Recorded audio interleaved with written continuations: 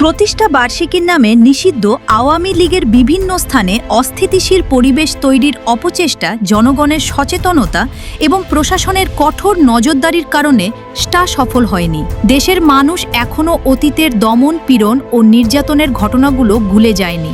সাধারণ জনগণের বার্তা স্পষ্ট, বাংলাদেশে আর কোনো ধরনের নৈরাজ্য, সহিংসতা বা বিশৃঙ্খলা রাজনীতি গ্রহণযোগ্য নয়।